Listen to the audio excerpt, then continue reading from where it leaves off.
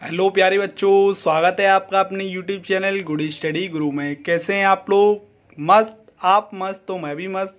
आज हम बात करने वाले हैं क्लास 10th मैथमेटिक्स के बारे में, जिसमें मैं आप लोगों को 6 लेक्चर ऑलरेडी प्रोवाइड करा चुका हूं, जिसमें मैंने आप लोगों को इस चैप्टर का इंट्रोडक्शन बताया है। वास्तविक संख्याएं, अपरिमेय संख्याएं, परिमेय संख्याएं क्या होती हैं, ये सारी बातें मैंने लेक्चर नंबर 1 में बताया है। ठीक है, और मैंने लेक्चर नंबर 1 से लेके 5 तक आप लोगों को 1.1 और 1.2 के क्वेश्चन नंबर 1 और 2 बताए हैं। ठीक है, आज हम जो डिस्कस करने वाले हैं, बोले तो इस चैप्टर को फिनिश करने वाले हैं आज। ठीक है, क्वेश्चन नंबर 3 के बारे में बात करने वाले हैं। ठीक है, अगर आपको वास्तविक में कंसेप्ट को समझना है तो वीडियो को अंत तक देखना, तभी आप लोगों की समझ में आएगा। अगर आपको ऐसे ही मतलब टाइम पास करना है तो आप गलत वीडियो पर हैं फिर। ठीक है, हाँ, टाइम पास कहीं और से करें, आप वास्तविक में आपको सीखना है तो आप अंत तक बने रहिएगा। तो आइए शुरू करते हैं। देखिएगा, आज का जो हमारा टारगेट है वो टारगेट ये है कि सिद्ध कीजिए कि निम्नलिखित संख्याएं अपरिमेय संख्या हैं। क्वेश्चन नंबर 1 है, इसमें 1/√2, 7√5 और 6 + √2। ठीक है, ऐसे क्वेश्चनों को हम कर चुके हैं ऊपर, √5 और 3 + 2√5 ये। ठीक है, सिमिलरिटी से ऐसी होगा जैसे ये √5 किया था ना हमने, ऐसे ही इसको करेंगे 1/√5 को। तो आइए करते हैं सॉल्व इसको। ठीक है, देखिएगा, बस वीडियो में अंत तक बने रहिएगा, आप लोग सबको समझ में आएगा, वादा है मेरा आपसे। ठीक है, बस आपको कुछ नहीं करना है। ठीक है, इस क्वेश्चन को हम जो है प्रमेय नंबर 1.3 की सहायता से करेंगे, और किस विधि के द्वारा करेंगे? विरोधोक्ति विधि के द्वारा करेंगे। ठीक है, इसको इंग्लिश में बोलते हैं कॉन्ट्रडिक्शन मेथड। क्या बोलते हैं? Contradiction method. ठीक है, तो इस मैं प्रमेय को तुमको एक बार समझा देता हूँ, हालांकि मैंने और वीडियो में पहले ही समझाया है। ठीक है, एक बार और समझा देता हूँ।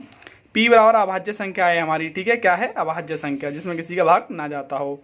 ठीक है, और a बराबर धनात्मक पूर्णांक है, मतलब पॉजिटिव इंटीजर्स हैं हमारा। ठीक है, अब मेन बात ये है हमारा। ठीक है, a² में p का भाग जा रहा है, ये कहें। ठीक है, या फिर a² p से विभाजित है। ठीक है, तो a भी p से विभाजित होगा। इसका क्या मतलब है मैं आपको आगे समझाऊंगा। ठीक है, टेंशन नहीं लेनी है। तो मैं इस क्वेश्चन को शुरू कर रहा हूं। ठीक है, इस वाले को देखो भाई। ठीक है, देखो सॉल्यूशन लिखते हैं। ठीक है, अपन यहाँ पे और शुरू करते हैं। माना 1/√2 एक परिमेय संख्या है। परिमेय संख्या है। कैसी संख्या है?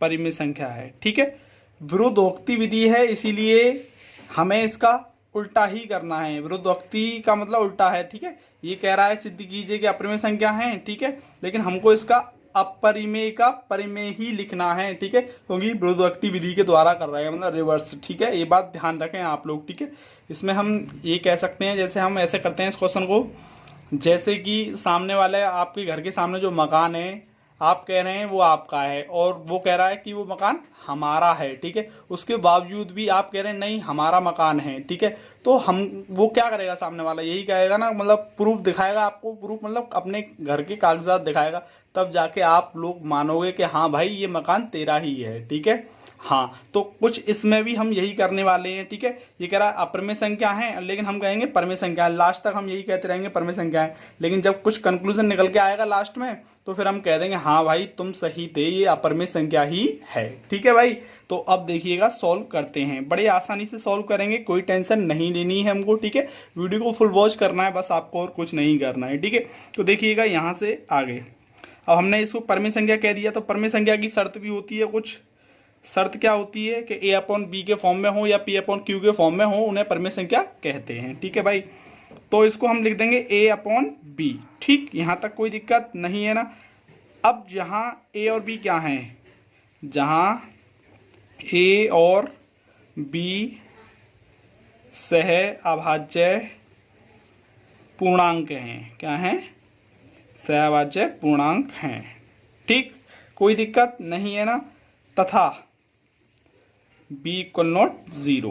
ठीक है, ये यहाँ तक तो आप लोग इसको ऐसे याद रख लो जैसे तुम्हारा नाम। ठीक है, हाँ बिल्कुल एकदम ये लिखनी है ऐसे वाले सवालों में, ये लाइंस। ठीक है, ये 2 लाइंस। ठीक है, हाँ, केवल नंबर्स चेंज होंगे, संख्याएं चेंज होंगी। ठीक है, और कुछ नहीं होगा। ठीक है, ये बात।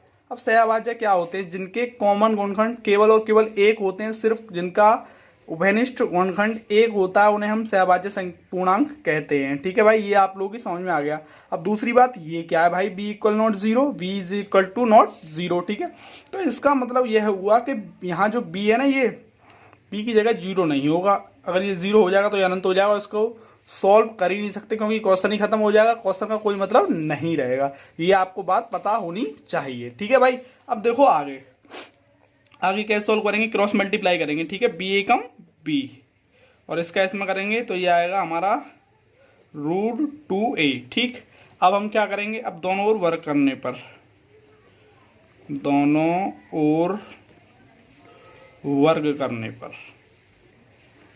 वर्ग करने पर। ठीक है, तो दोनों ओर वर्क कर दो भाई। ठीक है, तो ये हो जाएगा बी स्क्वायर और जब इसका वर्क करेंगे √2 का तो इससे स्क्वायर हट जाएगा। ये आपको बात पता होगी, तो मैं डायरेक्ट लिख देता हूँ 2a स्क्वायर। ठीक है, अब यहाँ से अप्लाई करेंगे प्रमेय नंबर 1.3, मतलब ये 2 जाएगा इसके अपॉन में। ठीक है, मैं थोड़ा एग्जांपल लेके समझाता हूँ तुमको रफ कॉपी पे। ठीक है, जैसे कि देखिएगा ये आप लोगों का मान के चलो a स्क्वायर अपॉन p बराबर a अपॉन p, ये थी प्रमेय नंबर 1.3। ठीक है भाई, अब ये क्या कह रहा था कि a जो p का जो भाग है a स्क्वायर में चला जाएगा। ठीक है, जब p का भाग a स्क्वायर में चला जाएगा तो p का भाग a में भी चला जाएगा। जैसे कि ये 25 है तो 25 का 5 में भाग चला जाएगा, तो 5 में भी तो 5 का भाग चला जाएगा। यही बताना चाह रही है प्रमेय नंबर 1.3। ठीक, कोई दिक्कत।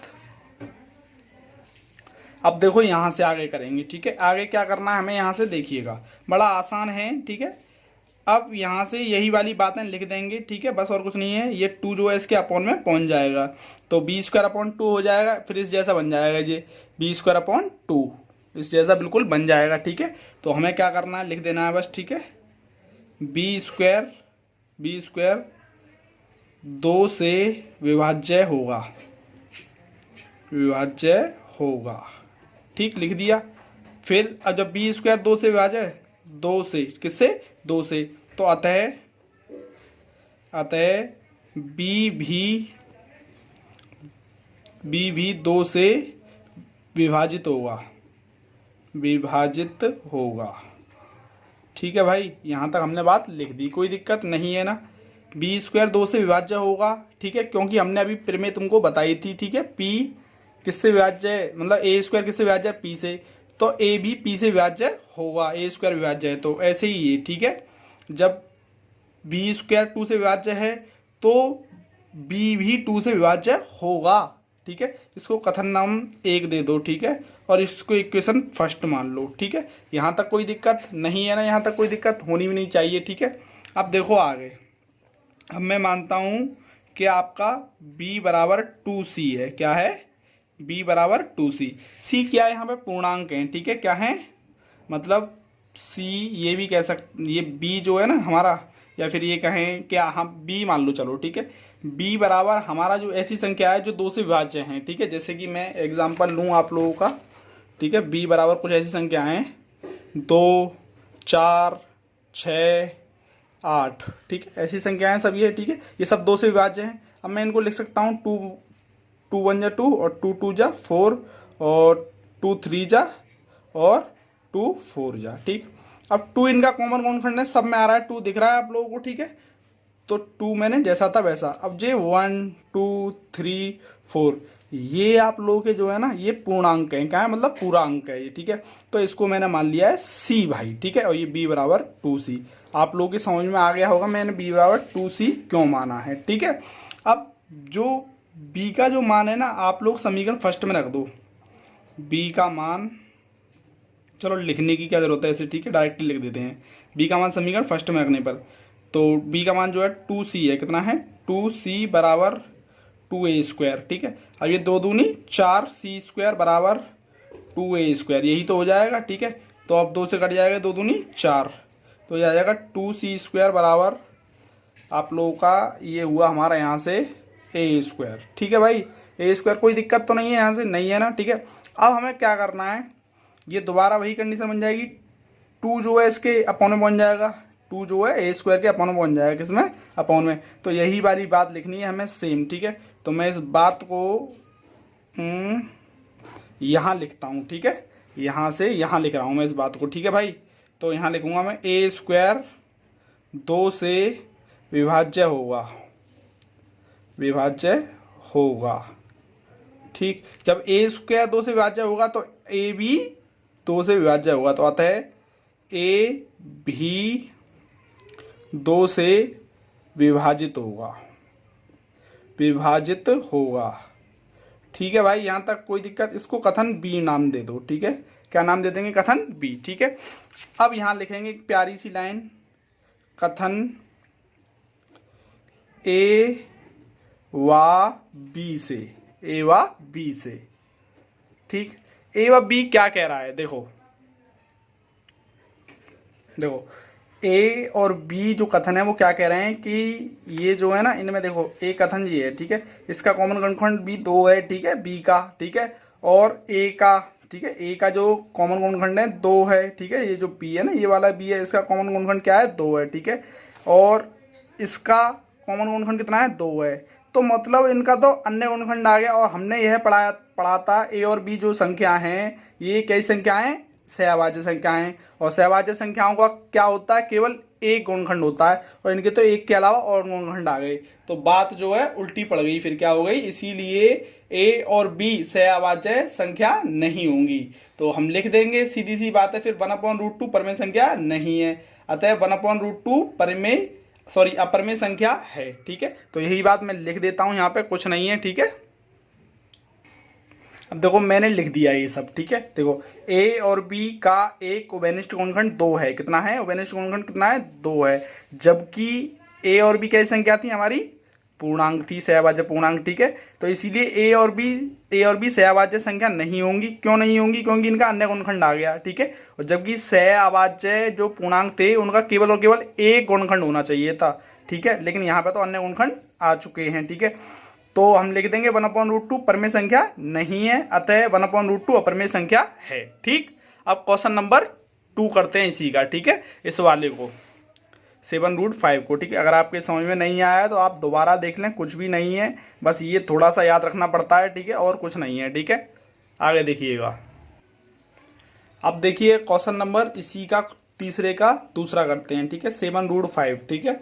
तो बड़ा आसान है, देखिएगा, बस वही स्टेप लिखनी है हमें जो हम पहले लिखते हुए आ रहे थे, ठीक है। यहाँ मैं लिख देता हूँ सॉल्यूशन, ठीक है। तो माना 7√5 एक कैसी संख्या है? परिमेय संख्या है। क्यों? क्योंकि ये हम विरोधोक्ति विधि से कर रहे हैं, ठीक है, परिमेय संख्या है, ठीक है भाई। ये लाइन तो ऐसे याद कर लो जैसे तुम्हारा नाम, ठीक है। हाँ, इस लाइन को याद रखो आप लोग, ठीक है। अब आपको क्या करना है, जब परिमेय संख्या है तो परिमेय संख्या की प्रॉपर्टी लगा दो भैया रे, जो a/b के फॉर्म में हो, ठीक है। अब यहाँ पे लिख देंगे a और b क्या हैं, जहाँ a और b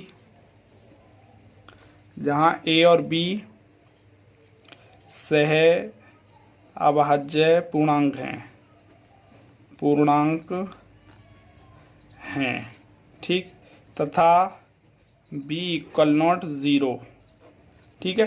सहअभाज्य पूर्णांक का मतलब मैं आपको बहुत बार बता चुका हूँ, ठीक है, फिर भी मैं एक बार और बता रहा हूँ, जिसके कॉमन गुणनखंड केवल और केवल एक हो, अन्य गुणनखंड ना हो, ठीक है, वह सहअभाज्य पूर्णांक संख्या होती हैं, ठीक है भाई।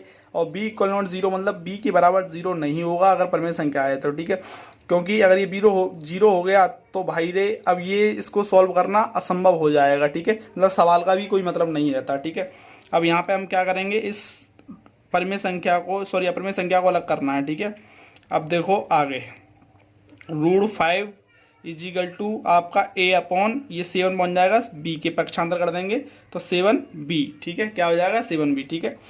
अब हमने एक बात लिखनी है यहाँ पे, क्योंकि a और b पूर्णांक हैं, क्या है, a और b पूर्णांक है, ये हमको पता है पहले से ही, ठीक है। इसीलिए a/7b, ठीक है, एक परमेय संख्या होगी। क्यों? क्योंकि परमेय संख्या की पहचान यही तो थी, जब ये परमेय संख्या होगी तो ये भी परमेय संख्या होगी। और ये जो है गलत है। गलत क्यों है भाई? क्योंकि हम पहले ही सिद्ध कर चुके हैं इसको, क्वेश्चन नंबर 1 में √5 एक कैसी संख्या है? अपरमेय संख्या है, ठीक है। तो हम यहाँ पे लिख देंगे लास्ट में, आता है 7√5 एक अपरमेय संख्या है, ठीक है। तो मैं इस लैंग्वेज को लिख देता हूँ, बस कुछ नहीं है, ठीक है। देखिएगा, तो देखिएगा मैंने यहाँ पे लिख लिया है जो मैंने आपको अभी बताया था, क्योंकि ए और बी पूर्णांक हैं इसीलिए a/7 भी एक परमेय संख्या होगी। जब ये पूर्णांक हैं तो सीधी सी बात है, प्रॉपर्टी किसकी है आप लोगों की, परमेय संख्या की है। तो मैंने वही आप लोगों का लिख दिया, रटना नहीं है यार, समझना है। जो कि असत्य है। असत्य क्यों है? क्योंकि हम जानते हैं जब ये जो है ना, ये हमारी ये वाली संख्या जो है, ये हमारी परमेय संख्या है। जब ये परमेय संख्या है तो ये भी परमेय संख्या होगी, क्योंकि इसके बराबर है। लेकिन ये गलत है, क्योंकि हम जानते हैं √5 एक अपरमेय संख्या होती है। ये हमने क्वेश्चन नंबर 1 में सिद्ध कर लिया था। अतः हम लिख देंगे सीधी सीधी बात, क्योंकि हमें पता चल गई है 7 √5 एक अपरमेय संख्या है। ठीक है भाई, ये हमारा सॉल्व हुआ कौन सा, क्वेश्चन नंबर हम लोगों का 2 तीसरे का। ठीक है, पूरा सॉल्व हो चुका है, आप देख सकते हैं। ठीक है, नो प्रॉब्लम। ठीक, अब क्वेश्चन नंबर 3 करते हैं। अब हम बात करते हैं क्वेश्चन नंबर 3 के बारे में। तो देखिएगा, वही फंडा है आसान तरीके से। ठीक है, तो लिख दो सबसे पहली लाइन। ठीक है, माना 6 + √2 कैसी संख्या है, एक परिमेय संख्या है। ठीक है, विरोधोक्ति विधि से कर रहे हैं तो विपरीत ही लिखेंगे। ठीक है, परिमेय संख्या है। कैसी संख्या है, परिमेय संख्या है। ठीक है, तो अब परिमेय संख्या की प्रॉपर्टी भी लिखनी पड़ेगी भाई। तो परिमेय संख्या की प्रॉपर्टी है a/b के फॉर्म में होना चाहिए। और a और b क्या है आपको पता है, यहाँ पे कई बार बता चुका हूँ मैं। जहाँ a और b सह अभाज्य पूर्णांक हैं।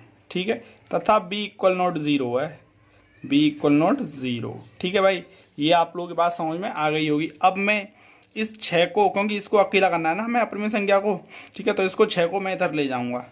√2 = a/b -6। ठीक, -6 आ गया हमारा ये। ठीक है, अब देखो भाई, इसको तो जैसा था वैसा लिख दो। ठीक है, कोई दिक्कत नहीं है। अब एलसीएम लेंगे, b एलसीएम आया हमारा। ठीक, अब b एकम b एक बार गया, इसके नीचे बनवा लो। ठीक है, b एकम b एक बार गया, एक का गुणा ऊपर करेंगे तो a ही आएगा, माइनस एक का b में भाग करेंगे तो कितनी बार जाएगा, b का ऊपर गुणा करेंगे तो 6b आ जाएगा। कितना आ जाएगा, 6b। तो ये आ गया 6b। ठीक है, अब हमें कुछ नहीं करना है, बस प्रॉपर्टी लिख देनी है यहाँ पे। ठीक है, जो भी प्रॉपर्टी थी, मीन्स यह हुआ कि भैया रे जो हमने एब्जॉर्व किया है वो लिख देना है, क्योंकि a और b पूर्णांक हैं। ठीक है, क्या है दोनों, a और b दोनों पूर्णांक है, इसीलिए a-6b/b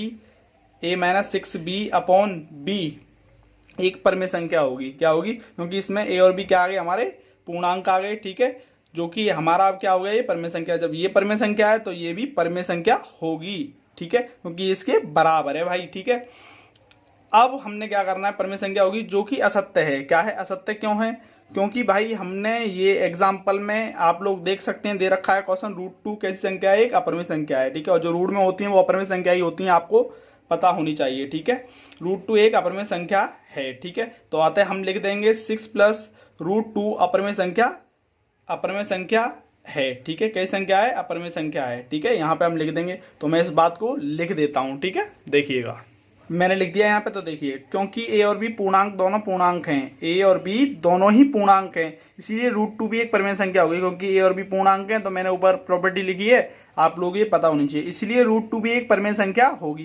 क्यों, क्योंकि जब ये परमेय संख्या है तो ये इसके बराबर में है, तो ये भी क्या होगी, परमेय संख्या होगी, जो कि असत्य है। क्यों, क्योंकि भाई ये तो हमारी अपरमेय संख्या होती है, क्योंकि हम जानते हैं कि √2 एक अपरमेय संख्या है। अतः तो हम सीधी सी बात है लिख देंगे इसको हम यहाँ पे, 6 + √2 अपरमेय संख्या ही है। कैसी संख्या है, अपरमेय ही संख्या है। ठीक है, अब देखो आपको दिक्कत क्या आएगी इसमें, इन सवालों को करते समय दिक्कत ये आएगी कि आप लोग जो है कॉन्सेंट्रेट से करेंगे तो समझ में आएगा। कॉन्सेंट्रेट से आप लोग वीडियो देखिएगा और वीडियो देखते देखते एक बार उतारिएगा। ठीक है, कोई भी पॉइंट बोल रहा हूं मैं तो उसको लिख लीजिएगा। ठीक है, तो आपके ये समझ में आने के चांसेस हैं, अन्यथा ये सवाल आप लोगों को समझ में नहीं आएंगे। ठीक है, हालांकि मैंने एक एक पॉइंट को बताया है, लेकिन बच्चे क्या करते हैं, देख लिया, पहले तो मन ही नहीं करता है इस सवालों को करने का। ठीक है, और थोड़ा बहुत मन करे तो थोड़ा बहुत वीडियो देखिए और छोड़ दी। ठीक है, तो वीडियो देख रहे हो तो आप कॉपी और पेन आप लोगों के पास होना चाहिए और लिखते रहें। एक बार आप मतलब वीडियो देखकर उतार लिया आपने, समझ लिया, फिर एक बार अपने आप करें, मतलब 3 बार करें एक क्वेश्चन को, just 3 then you will be free. अगर आप 3 बार कर लेते हैं तो एकदम फ्री हो जाते हैं, आपको 100% क्वेश्चन आ जाता है। और एक बार पूछ और लें उससे मैंने क्या किया है, कौन से क्वेश्चन में, तो आपको 101% क्वेश्चन समझ में आ जाएगा। ठीक है, ये देख लीजिएगा, क्वेश्चन मैंने इस तरीके से किया है। ठीक है, कोई दिक्कत है आपको तो कमेंट बॉक्स में पूछ सकते हैं आप मुझसे, ठीक है। Thank you.